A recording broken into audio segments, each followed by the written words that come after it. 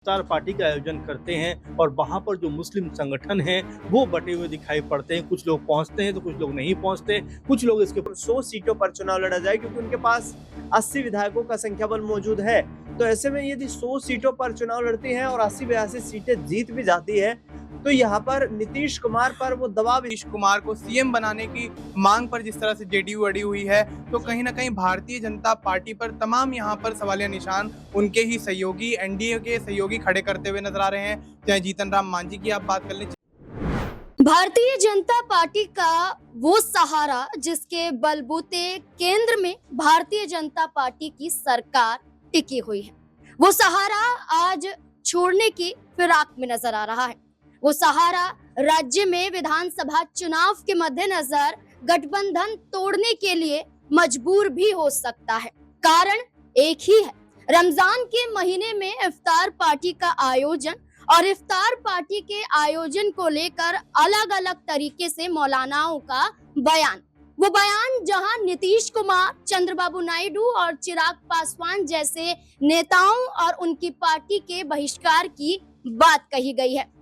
बीते दिनों नीतीश कुमार ने पटना में इफ्तार पार्टी का आयोजन किया था और उस दौरान मुसलमान बढ़ते हुए नजर आए थे। एक धड़ जो नीतीश कुमार का समर्थन करता हुआ नजर आया और एक दूसरा धड़ जो नीतीश कुमार का बहिष्कार करता हुआ दिखाई दिया। सीधे तौर पर नीतीश कुमार को लेकर ये कहा गया कि ये वो पार्टियां हैं, ये वो नेता हैं जो सिर्फ अपने फायदे के लिए मुसलमानों का इस्तेमाल करते हैं। बिहार में विधानसभा चुनाव है और विधानसभा चुनाव से पहले नीतीश कुमार और चिराग पासवान जैसे नेताओं की मुश्किलें बढ़ गई हैं।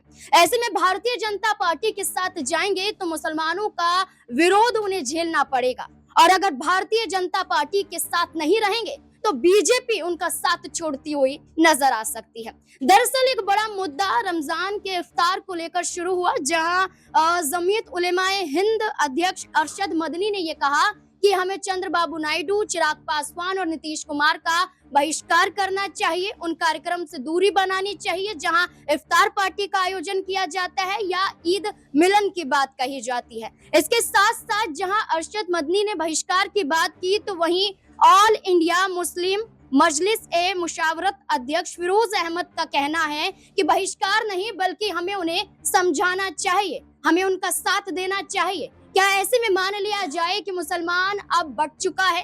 एक तरफ नीतीश कुमार का साथ तो दूसरी तरफ नीतीश कुमार का साथ न देना क्या बिहार में चुनाव पर असर डाल पाएगा? ऐसे में जहां बीते दिनों नीतीश कुमार के जरिए इफ्तार पार्टी का आयोजन किया गया, आज लालू प्रसाद यादव के जरिए और चिराग पासवान के जरिए इफ्तार पार्टी का आयोजन किया जा रहा है। तो ऐसे में क्या होगा? क्या मुसलमानों का समर्थन यहाँ पर लालू प्रसाद यादव को मिलेगा या चिराग पासवान को मिलेगा? बड़ा सवाल बन जाता है। न्यूज रूम में मौजूद है, सवालों के जवाब लेंगे। पहले अमन सर मेरे साथ मौजूद है। सर पहले तो आपका बहुत बहुत स्वागत है। जैसे सर लगातार हम देख रहे हैं चुनाव जैसे ही नजदीक आता है, धर्म से जुड़े हुए मुद्दे मुखरता के साथ देखने को मिलते हैं। बिहार में अब इफ्तार पार्टी को लेकर बड़ा विवाद खड़ा हो गया। तेजस्वी यादव ने इफ्तार पार्टी का आयोजन किया था, इफ्तार पार्टी में शिरकत करते हुए भी नजर आए थे। नीतीश कुमार ने बीते दिनों इफ्तार पार्टी का आयोजन किया, कई मुस्लिम समुदाय ने इसका बहिष्कार भी किया, इफ्तार पार्टी में पहुंचे नहीं। क्या लगता है आज लालू प्रसाद यादव द्वारा आयोजित की जा रही इफ्तार पार्टी में क्या देखने को मिल सकता है? देखिए बिल्कुल नाज़मीन, और यहाँ पर अगर देखा जाए तो धर्म की राजनीति जिस कैसे उन्माद पर दिखाई पड़ती है उसमें जाहिर बात है कि यहाँ पर मुस्लिम भी बच नहीं सकते, क्योंकि मुस्लिमों के कौन रहनुमा है कौन रहनुमा नहीं है पॉलिटिकल तौर पर उसको लेकर कह सकते हैं बीते कई सालों से उसको लेकर चर्चा है। और यहाँ पर चाहे वो नीतीश कुमार अगर बिहार के नज़र से देखें, चाहे वो चिराग पासवान हो या और बाकी दल हो, सब लोग ये कहते हुए तो नजर आते हैं कि भाई बीजेपी की जो आइडियोलॉजी है उसके साथ हम खड़े हुए तो हैं, लेकिन उसको लेकर हम आगे नहीं बढ़ेंगे, उसको फॉलो नहीं करेंगे। आपने देखा कि जब बीते दिनों गिरिराज सिंह ने हिंदू स्वाभिमान यात्रा की थी, उस समय भी चाहे चिराग पासवान की पार्टी हो चाहे जेडीयू हो, सब ने एक सुर में ये बात कही थी कि हम कोई भी एक धर्म को लेकर इस तरह की जो यात्रा है उसका समर्थन नहीं करते। जेडीयू ने तो यहाँ तक कहा था कि भाई नीतीश कुमार जो है वो ग्लोबल तौर पर देखे जाते हैं, उस तरह के नेता हैं, वो कोई एक धर्म को लेकर चलने वाले नेता नहीं है। लेकिन हैरानी उस वक्त होती है कि जब वो इफ्तार पार्टी का आयोजन करते हैं और वहाँ पर जो मुस्लिम संगठन हैं वो बटे हुए दिखाई पड़ते हैं। कुछ लोग पहुँचते हैं तो कुछ लोग लोग नहीं पहुंचते, कुछ लोग इसके ऊपर सवाल उठाते हुए दिखाई पड़ते हैं। तो जाहिर बात है कि देखिए, एक तो राजनीति का रंग कहीं ना कहीं चढ़ा हुआ बिहार में नजर आ रहा है कि 2-4 महीने के बाद चुनाव वहां पर होना है, तो उस नजर से भी इसको देखा जा रहा है। और साथ में ये भी देखा जा रहा है कि क्या अब यहाँ से जेडीयू जो बीजेपी के साथ है, एलजेपीआर जो बीजेपी के साथ है, तो कहीं ये तो नहीं समझा जा रहा है कि उनके साथ अगर हैं तो इनकी जो आइडियोलॉजी विचारधारा है वो भी उनकी तरह होगी। क्योंकि आपने देखा भी होगा कि चिराग पासवान के पिता थे, वो भी टोपी लगाकर इफ्तार पार्टियों में पहुंचा करते थे। नीतीश कुमार तो बारंबार ऐसा कर चुके हैं। लेकिन बीते दिनों जिस तरह से मुस्लिमों को लेकर जो एक पूरे देश में माहौल बनता हुआ नजर आया, खासकर संभल से लेकर और तमाम जगहों पर जो जिस तरह की बयानबाजी हुई और जिस तरह की बातें सामने आई, उसको लेकर कह सकते हैं कि चिराग पासवान की तरफ से या नीतीश कुमार की तरफ से कभी भी कोई ठोस बयानबाजी नहीं की गई। इसी बात को लेकर जितने भी मुस्लिम संगठन हैं वो पूरी तरीके से नीतीश कुमार के साथ में नहीं खड़े होना चाहते हैं, क्योंकि ऐसे मौके पे जब मुसलमानों के पक्ष में बयानबाजी होनी चाहिए थी, नीतीश कुमार खामोश रहे। इसी बात की अगर मैं बात करूं तो उनकी ही पार्टी के सांसद केंद्रीय मंत्री ललन सिंह ने बड़े मंच से एक ऐलान किया था कि अल्पसंख्यक वर्ग नीतीश कुमार को वोट नहीं करता, लेकिन नीतीश कुमार उनके लिए काम करते हैं। तो उनके ही सांसद उनके ही खिलाफ बयानबाजी कर रहे हैं, वो भी चुनाव को नजदीक आता देख। क्या माना जा रहा है कि पार्टी में ही आपसी सहमति नजर नहीं आती? देखिए, बिल्कुल। और जिस ललन सिंह ने ये बात कही थी, वहां पर उन्होंने सीधे तौर पर नाम लिया था बाकायदा कि अब मुस्लिमों के लिए जितना काम नीतीश कुमार सरकार ने किया उतना किसी ने नहीं किया। लेकिन फिर भी आप ये मत समझिए कि मुसलमानों का वोट आपको मिलने वाला है या मिलता रहा है। इस बात को लेकर जिस तरह से उन्होंने तंज कसा था, उससे भी ये लग रहा था कि क्या ललन सिंह अब बीजेपी की भाषा बोल रहे हैं, क्या ललन सिंह अब बीजेपी की राह पर चलते हुए नजर आ रहे हैं। क्योंकि उस बयान को लेकर भी जेडीयू की तरफ से कोई कुछ भी नहीं कहा गया। एक जो कह सकते हैं कि इस बयान के खिलाफ बयान आना चाहिए था, वो कहीं भी नजर नहीं आया। तो इस बात को लेकर भी कहा जा रहा है कि भाई जब जब मुस्लिम वर्ग को जरूरत हुई कि उनके हक में जो लड़ाई लड़ने की बात करते हैं, उनकी चुप्पी नजर आती है, उनकी खामोशी दिखाई पड़ती है, तो जाहिर बात है कि सवाल उठते हैं। उसी बात को लेकर अभी ये बात कही जा रही है कि भाई अगर आप इफ्तार पार्टियां रखते हैं, इस तरह के आयोजन करते हैं, तो समय पर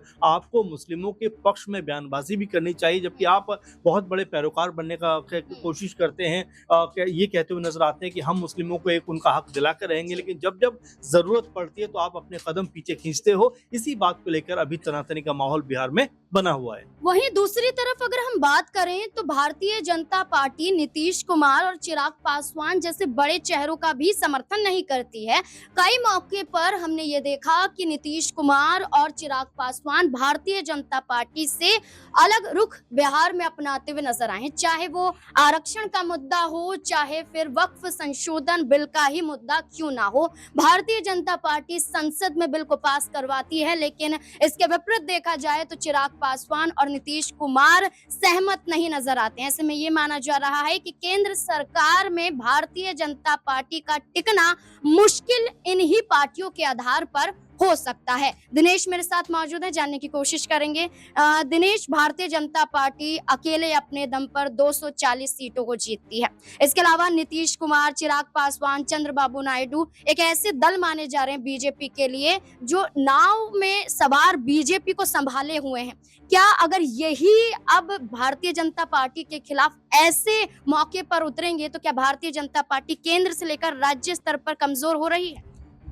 देखिए, बिहार की विशेष तौर पर बात करें, क्योंकि आगामी वक्त में वहां पर चुनाव होने वाला है, तो बीजेपी के पास जो अपना कोर वोट बैंक है 40% वोट, वो कहीं नहीं छिटकने वाला है। लेकिन मुश्किलें यहाँ पर कहीं ना कहीं ये है कि अब आने वाले वक्त में, क्योंकि जेडीयू मुस्लिमों के वोट बैंक को नहीं छिटकने देना चाहती है, और बीजेपी जो है इस कहीं ना कहीं एक महत्वपूर्ण पहलू पर जेडीयू के साथ किस तरीके से अपनी जो रणनीति बनाएगी वो देखना दिलचस्प होगा। क्योंकि लगातार नीतीश कुमार को मुस्लिम वोट बैंक का समर्थन बिहार में मिलता रहा है, लेकिन जिस तरीके से ये इफ्तार पार्टियों का अब जो दौर शुरू हो गया है और इसमें लगातार राजनेताओं की बयानबाजियां जो सामने आ रही है, तो नीतीश कुमार को बनाए रखना साथ में ये चुनौती है। क्योंकि बीजेपी ये चाहेगी कि इस बार जो है कम से कम 100 सीटों पर चुनाव लड़ा जाए, क्योंकि उनके पास 80 विधायकों का संख्या बल मौजूद है।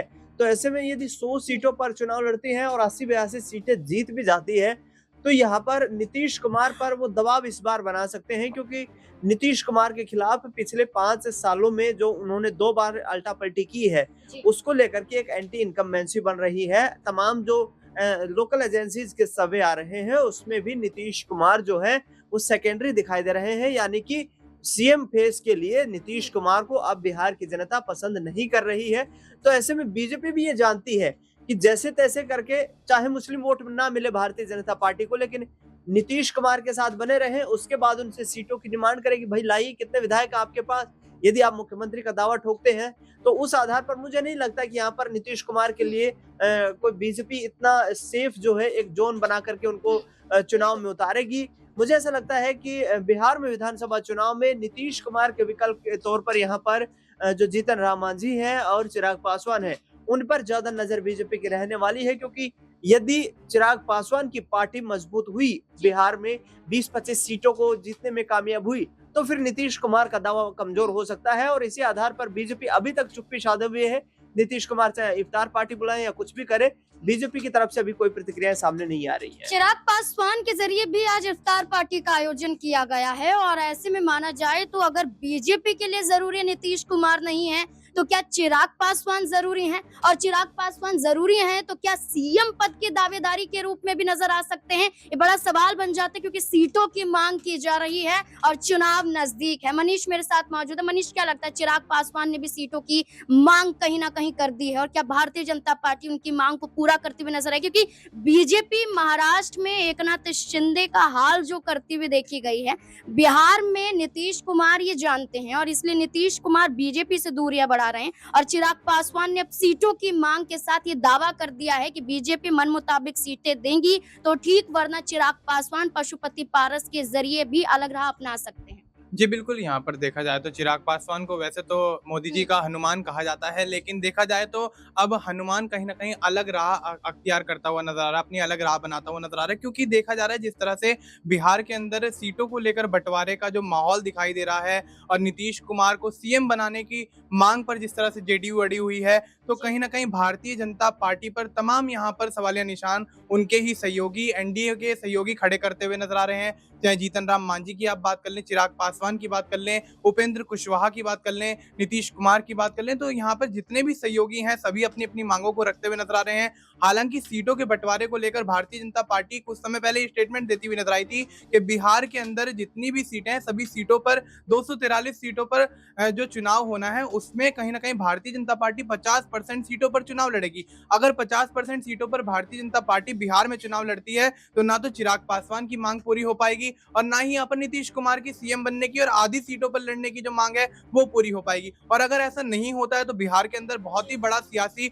उलटफेर होता हुआ नजर आ सकता है, जिसके चलते चिराग पासवान और नीतीश कुमार बड़ी बगावत को जन्म देते हुए नजर आ सकते हैं। और उसके साथ साथ कहीं ना कहीं अगर देखा जाए तो बिहार विधानसभा चुनाव में भारतीय जनता पार्टी का पूरी तरह से खेल बिगड़ता हुआ नजर आ सकता है, जिसका फायदा कहीं ना कहीं आरजेडी यहाँ पर उठाती हुई नजर आएगी। क्योंकि आरजेडी शुरुआती दौर से ये कहती हुई नजर आ रही है कि नीतीश कुमार के लिए हमारे दरवाजे हमेशा से खुले हैं और आगे भी खुले रहेंगे। तो ऐसे में कहीं ना कहीं अब यहाँ पर आरजेडी का जो पक्ष है वो मजबूत होता हुआ नजर आ रहा है और एनडीए के तमाम सहयोगी दलों के बीच सियासी फूट पड़ती हुई नजर आ रही है, जिसका परिणाम कहीं ना कहीं भारतीय जनता पार्टी के लिए बहुत ही यहाँ पर नुकसानदेह विधानसभा चुनाव के दौरान हो सकता है। बिल्कुल, अगर हम बात करें तो इफ्तार पार्टी कार्यक्रम अब राजनीतिक एजेंडा बनता हुआ दिखाई दे रहा है, जहां सिर्फ और सिर्फ इफ्तार का आयोजन इसलिए किया जा रहा है ताकि एक वर्ग को साधा जा सके बिहार में विधानसभा चुनाव के मद्देनजर। लेकिन देखा जाए तो एक तरफ नीतीश कुमार, चिराग पासवान और चंद्रबाबू नायडू जैसे बड़े चेहरे नजर आते हैं,